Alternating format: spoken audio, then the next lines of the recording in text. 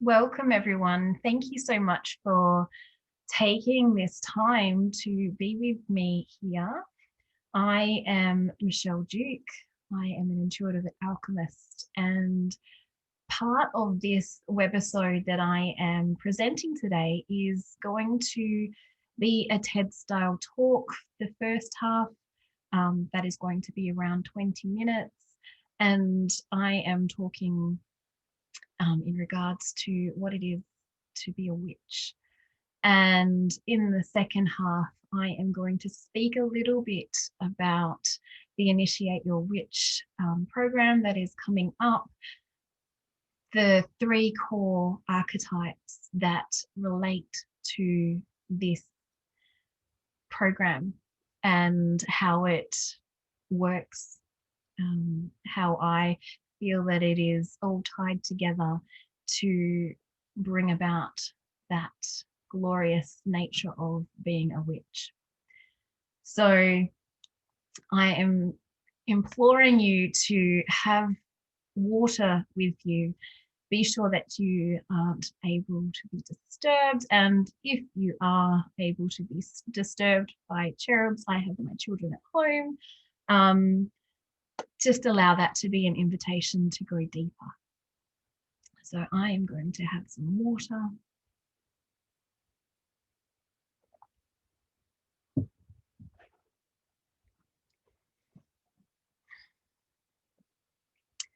Witch is not a dirty word. In fact, a witch is an icon for a woman stepping into her power, into her sovereignty. And what does that look like? History would love for us to stay quiet and hide away our power as women. You can see that through recent times, women being depicted in Hollywood as a powerful woman is a dangerous one. You can see that further in religion and further still into our mythological depictions of women.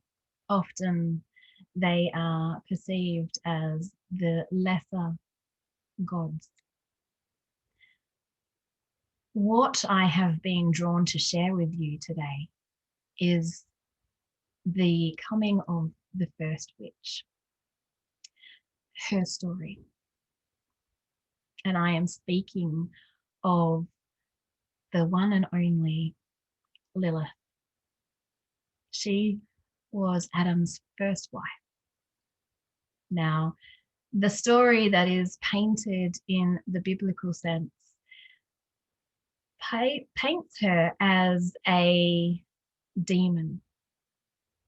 But there is a deeper story here, and it is hers that I wish to share with you today. Now, Lilith and Adam were made as equal, made from the same substance, and they shared their time in Eden. And it became increasingly frustrating for Adam to have Lilith no longer willing to be subservient to him. As the story goes, she would not lay underneath him. And he did not like this. These two were equal, both desiring to have their own pleasure gifted from one another as true partners ruling this beautiful place, this paradise. And when it became increasingly obvious to Lilith that there was a time they needed to grow apart from each other, she informed him that she would go and journey to find herself and return, hoping that Adam would do the same and explore his own needs and desires outside of a relationship. So Lilith journeyed. She met with shamans. She learnt to shapeshift and discover parts of herself that she was not aware of. And it was through this self-discovery that she felt ready to return. And upon her return, she found Adam with another woman. Adam had not done as she had. He had not gone and discovered himself, finding the internal things that would release him from his need for somebody to be there for him, to be his servant as such.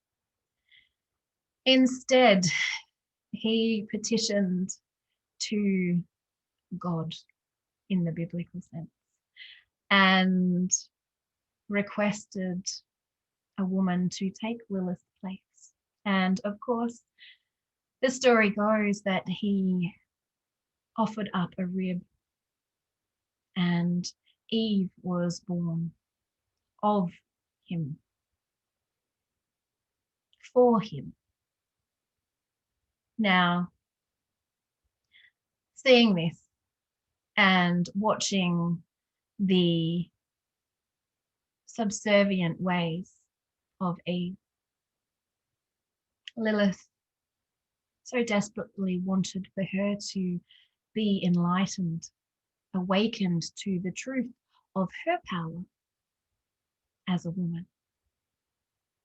And using her most recent discoveries and abilities to shapeshift, she transformed herself into a serpent and made her way to the tree of knowledge and obviously had a conversation with Eve, allowing Eve to choose enlightenment for herself. And we can only surmise that it was Lilith's desire for both Adam and Eve to awaken to themselves as the true power that laid within them. Yet it was only Eve that took the opportunity, trusted the serpent, and Adam continued to recoil even after taking the bite and gaining knowledge. He was not satisfied. Now, this story is not shared in the Bible. Lilith is depicted as a demon and she was cast into hell. Luckily for witches, the Bible and its beliefs of heaven and hell don't really hold much truth for us. The belief of heaven and hell is the internal and external struggles of self. And it is this quest to know yourself as a witch that takes you on that journey to reclaim your sovereignty. My own personal journey to reclaim my sovereignty started with the innocence and purity of my youth. For as long as I can remember, the witch held a cast of epic proportion. Her mystic ways enchanted me. As a young 4-year-old, my great-grandmother would read my tea leaves, and I joke that this was my initiation into the occult world. She captivated me in how she could read from these leaves.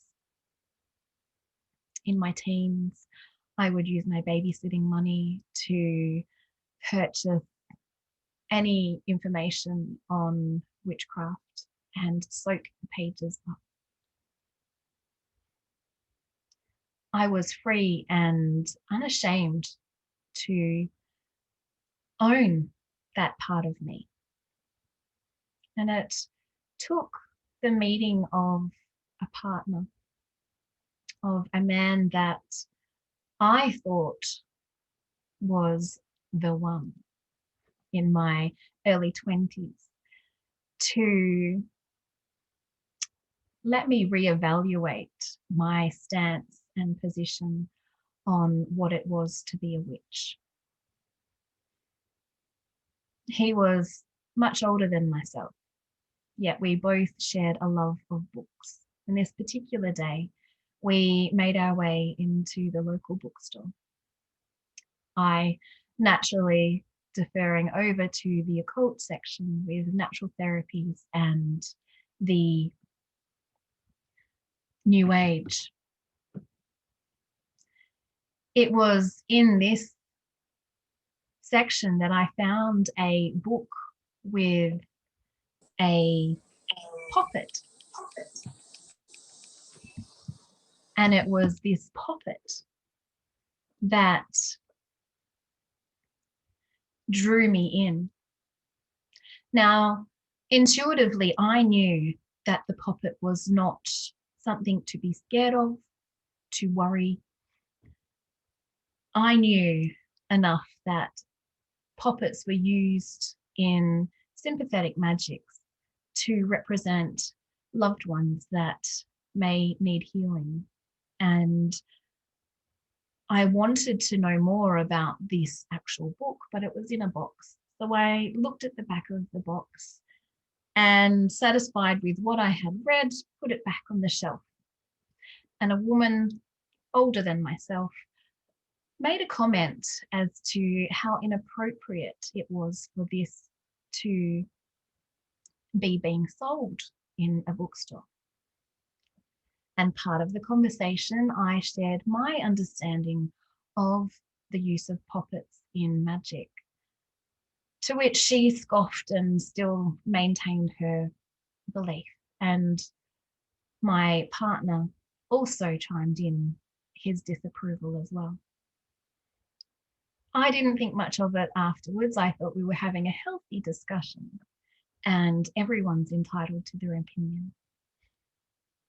But upon leaving the bookstore and making our way back to the car, I realized that he was not happy, and micromanaging his moods had become my new normal, sadly. In the car on the way home, he began to berate me and made me feel like a little silly girl for even wanting to believe in such a thing as witchcraft. He provided me an opportunity as we approached the bridge not far from our home to stop the car and prove my witchcraft to him as he threw his hands off the steering wheel and his foot down. And it was this moment that I felt defeated and frustrated, and there was a slight rage starting to brew, festering under there at the sheer frustration that I could not get my message across. Why do people believe that witchcraft is evil? So, needless to say, that relationship did not last, but it was the one that defined my split apart lifestyle for some time. I spent a painful 15 years trying to balance my life as a witch in the closet and me as who I presented myself to the outside world.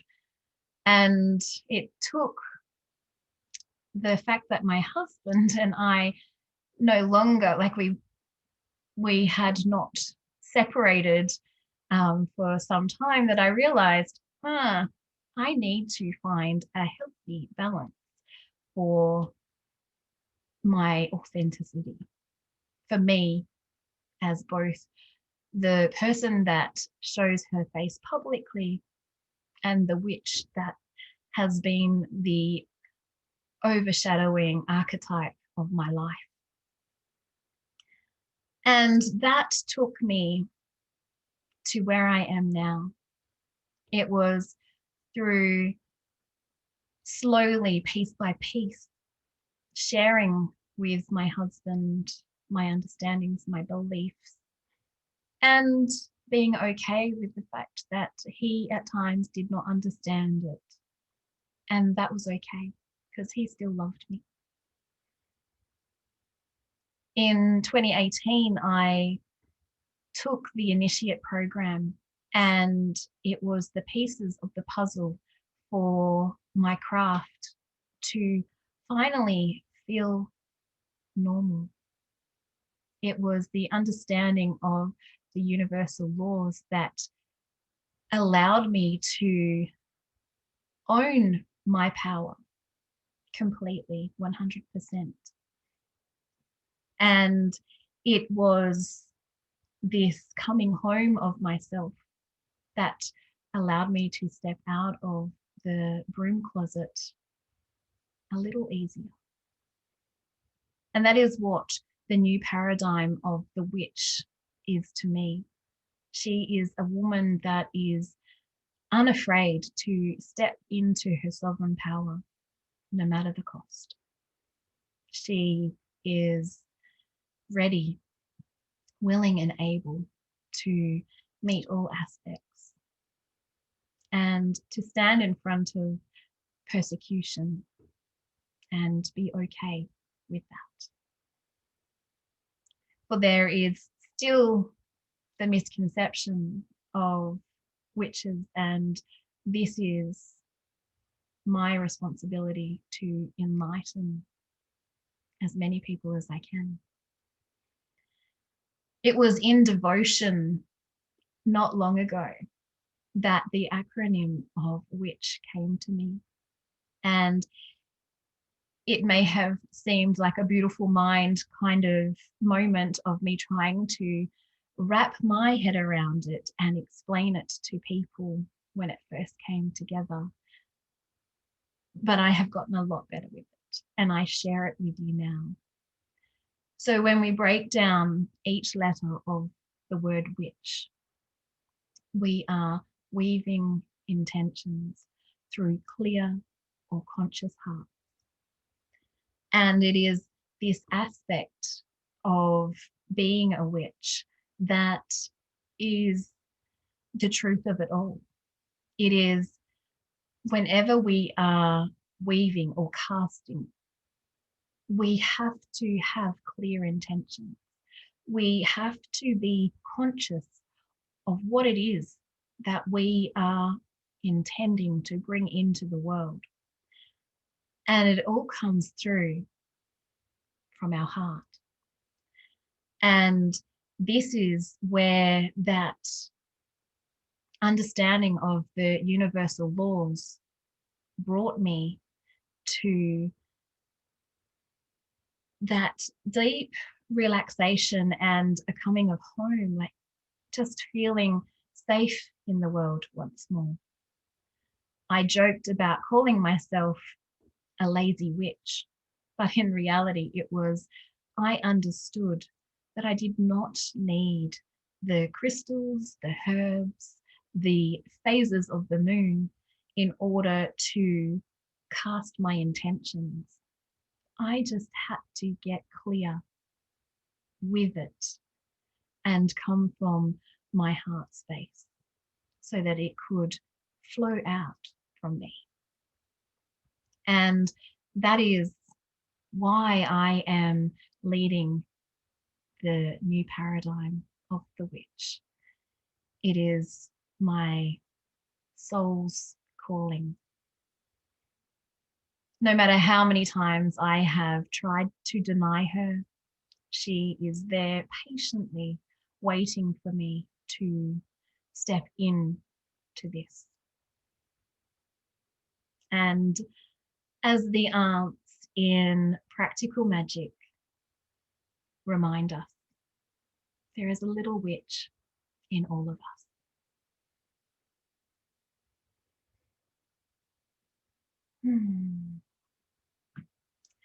Thank you so much for being able to listen to that part of my TED style talk. I am happy to share with you some beautiful understandings of the 3 universal laws for my Initiate program. And what I have devised in the way of the archetype of a witch has 3 main archetypes that come under her. And the archetypes we work with through the Initiate program is that of the mystic, the healer, and the alchemist. And it is these 3 divine archetypes that fuse together, weaving as such, to create the witch. Now, the mystic, she understands that all is of the mind, all is one. And it is with her guiding light that we dive into that understanding and see the world through new eyes. And when we sit with the healer, she shares with us the medicine of reflection, showing that what sits within us also sits outside of us. What is above is below. And it was interesting that this law of correspondence, is referenced in many craft texts, but it took following and understanding on a deeper level the Initiate program that really those pieces of the puzzle came to be. And then finally, we have the alchemist, and she weaves through her frequencies and energy. It is her very essence of understanding all that is around her, all that is within her, fusing together the mystic and the healer's laws that she creates from that space. And when we fuse them all together, they in turn create the witch. Now, a witch will obviously bring about their own natural flares. They will have things that, spark more interest to them. Some will love communing with plants and herbs and working with flower essences. Others will happily sit in time and space and work from that cosmic space. And others will love and feel the need for tradition. And all of it is fine. It is absolutely perfect. What I would love to do today is to offer you all the opportunity to meet with one of the 4 archetypes that I have just mentioned. And it would be my absolute privilege to share with you a guided meditation to meet with them. I am excited for this because they have been nattering at me since the idea came to me of this webisode, and I have yet to officially solidify how this meditation goes. I prefer to work with what is coming into the energies of the space that we are in. So I am going to get a drink of water, and if you are able to, I encourage you to get yourself comfortable.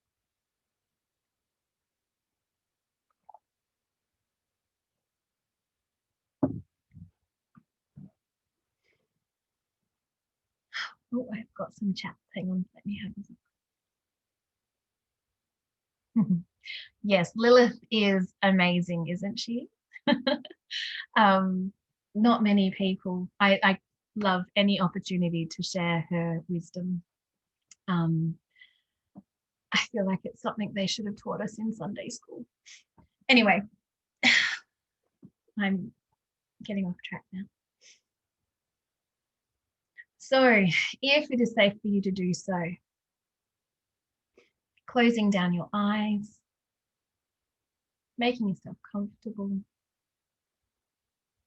and just taking an intentional breath in through the nose, filling your belly as much as possible. And just letting that go with an audible sigh. You may like to adjust yourself, getting yourself even more comfortable. Again, taking a deep breath in through the nose, holding at the top, and then letting go with a sigh.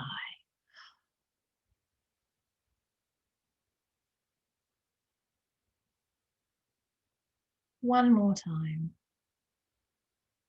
in your own time, taking a nice, deep, intentional breath in, holding at the top, and releasing out through the mouth with an audible sigh. Letting go of all that has brought you to this moment.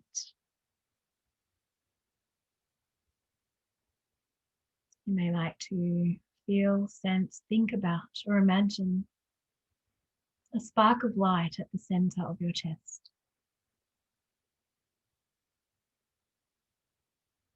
With every breath in and out, you see this spark of light begin to grow, expanding, filling up your chest,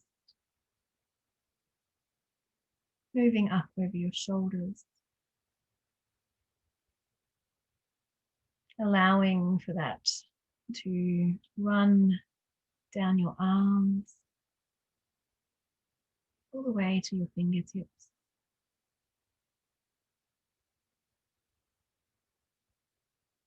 Moving up through your throat, over your jaw,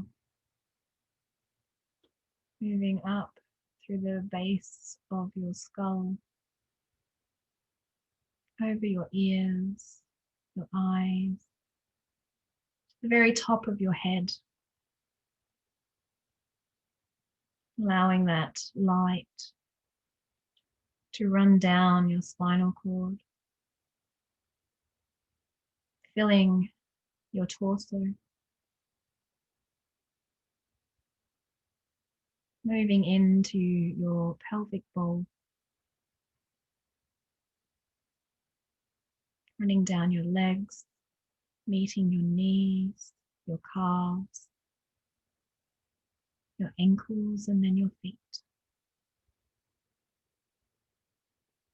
Breathing deeply into this radiant light, illuminating your entire physical body now.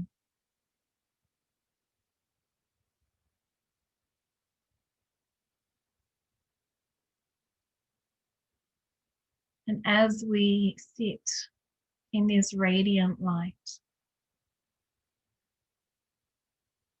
bring to mind feelings of gratitude, of appreciation,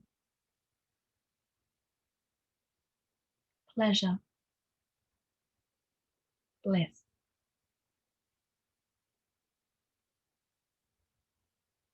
And with every breath in and out, allowing this feeling state mixed and fused with your light to expand out further, radiating the room in which you sit,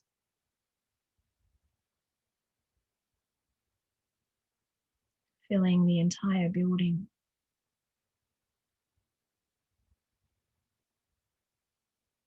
Allowing for this energy, this frequency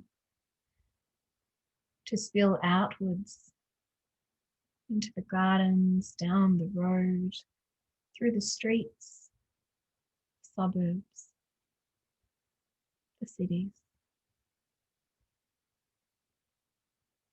filling your entire state or region.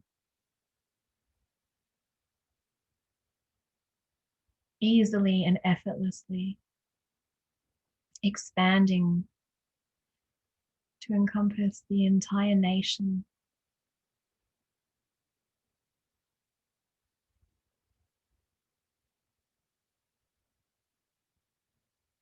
allowing for this vibration, this light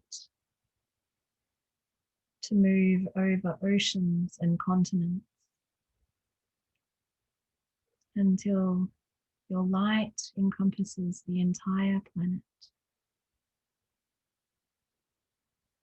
Breathing into this space, holding those feelings of compassion, gratitude, pleasure, along with your light wrapping around our planet.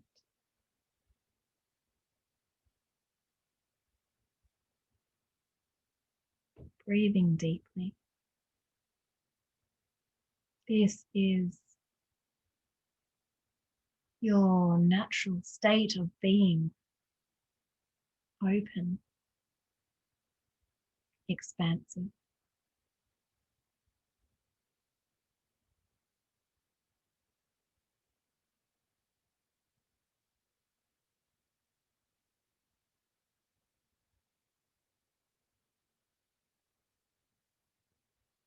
See yourself sitting on top of the world,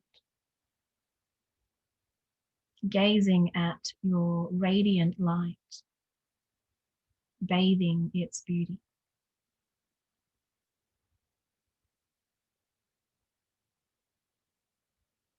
Looking up and out across the cosmos.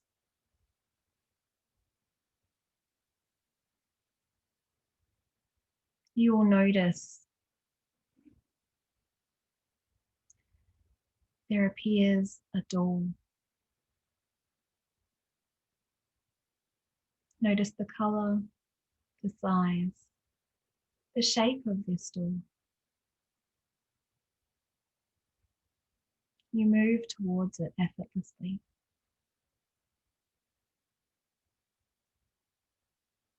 And before you reach out to open the door, it is already open, beckoning you in. You make your way through the threshold, and you find yourself standing in a meadow. There is wildflowers all around. There is a tree not far from you, and it takes up your whole vision. It is magical, radiant, larger than life. You notice the color of the leaves. Each individual leaf, a different tone, a different hue, yet emanating this radiant emerald green. You make your way towards this tree through the meadow of flowers. You may sense, smell, feel these flowers as you walk through towards the tree.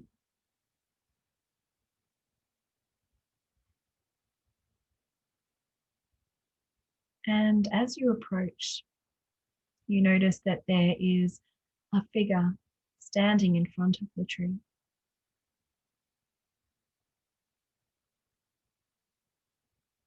It is a woman. Notice her appearance. Feel into how inviting she is. She is familiar,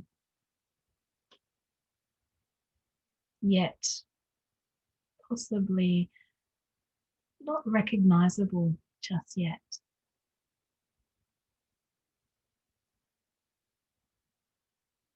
She is wearing a cloak that conceals her head. But it is her frequency, her energy that you recognize as familiar. And as she acknowledges your presence, she lifts her head and lowers her cloak's hood. And as she does, 3 other women emerge from behind her.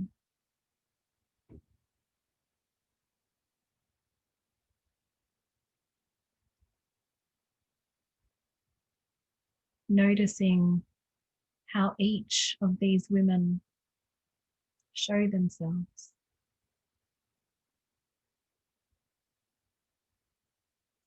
You know the woman in the cloak to be the witch.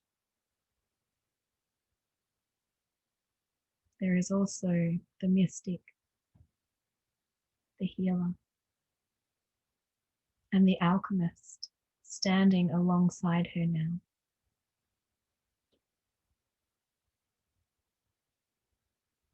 One of these 4 women, these 4 archetypes, steps forward to be with you now.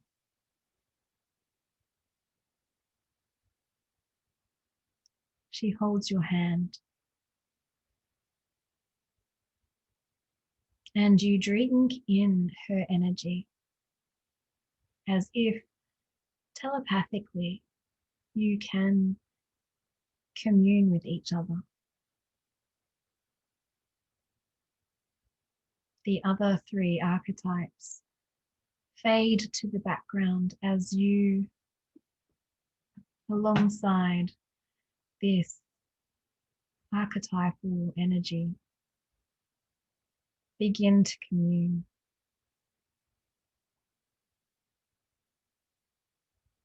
She wishes to have guidance with you now. And it is from here that she shares her wisdom.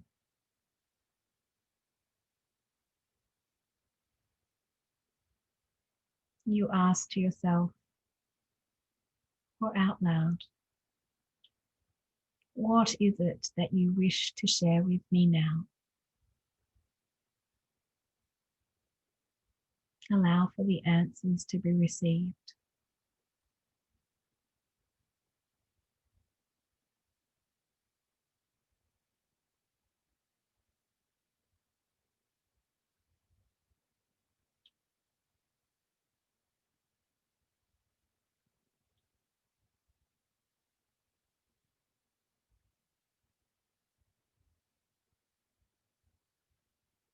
You ask again, how long have you been present in my life? And you allow for that answer.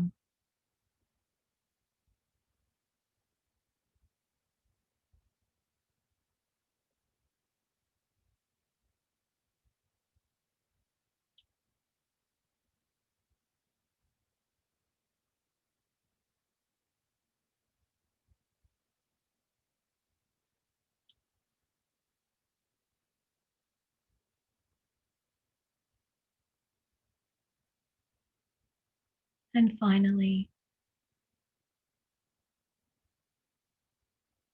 how do I integrate you into my waking life?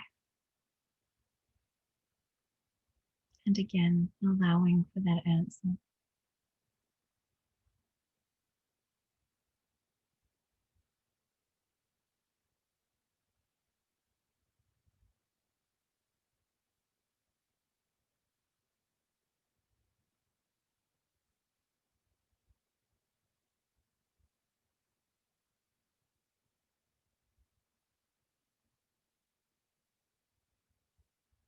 Once the conversation has ended, this archetype steps back into line with the other archetypes, and they each merge back into together as they represent the one.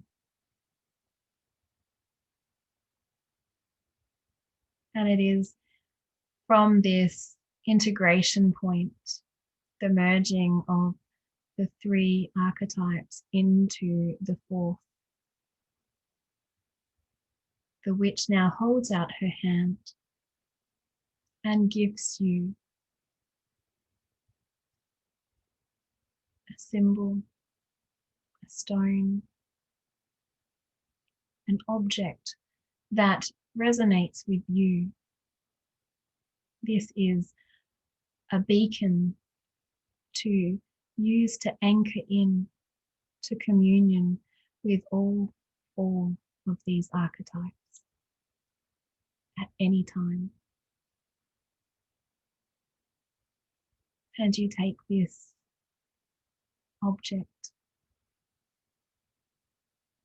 making your way back through the meadow, reaching the door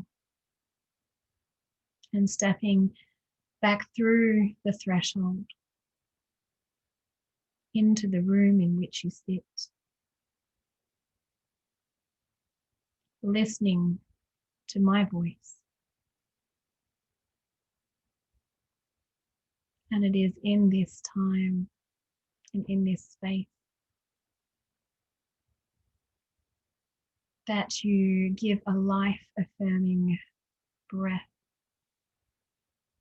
reconnecting you back into your body, breathing in deeply through the nose, holding at the top, and letting it go out through the mouth with a sigh. taking your time before opening your eyes. You may like to place your hand over your heart or hands in prayer position as we give thanks to the guidance received, the divine wisdom of the witch, the mystic, the healer, and the alchemist, for the merging of all these energies, the elementals, the cosmos, and bringing it into our heart space is how we move forward. It is how we live our life, weaving our intentions through clear and conscious hearts. And so it is, and it is so.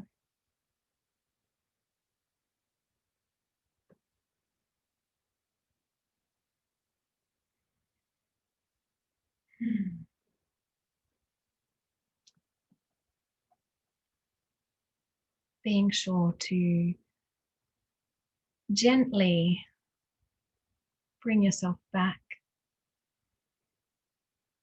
having some water, and if you need, taking this moment to write down any information that was gained through that meditation.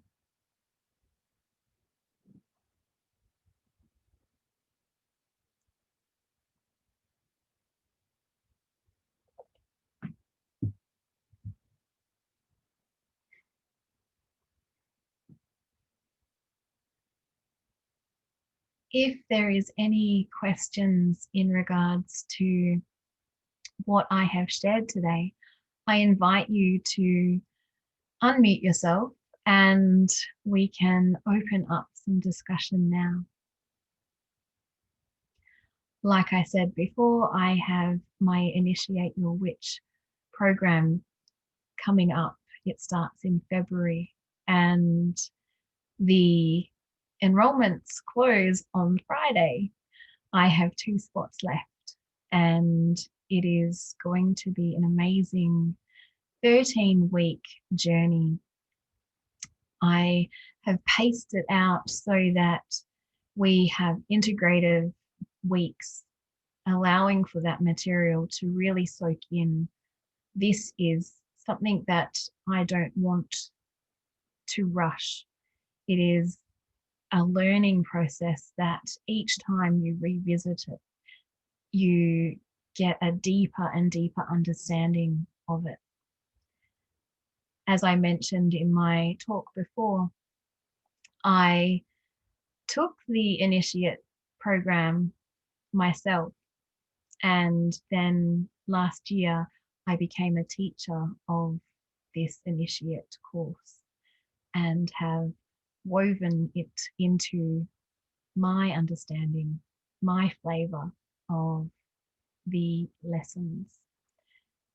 I am so excited to have that finally out into the world, and the women that are signing up and saying yes are in for a massive treat.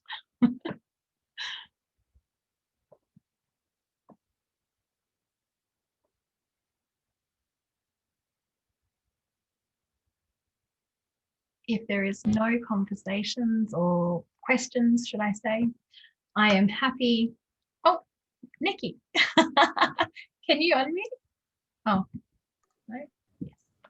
Yes, hi. Hello, how are you? Yeah, good, thanks, hon. How are you? Good, thank you. It's a bit warm in here, but apart from that. yeah, cool. You're good. That was great. Thank you. Thank you very much. Yeah, I love story time. I know, right? Yeah. It was really cool. Thank you. My pleasure, honey. My pleasure. I can't wait for yours. 1, 2, yay. Cool. Well, if no one else would like to chat, I am going to leave it there. I think we all have lots on. So thank you all so much for your time and much love to you all. Mwah. Yeah, bye. See ya.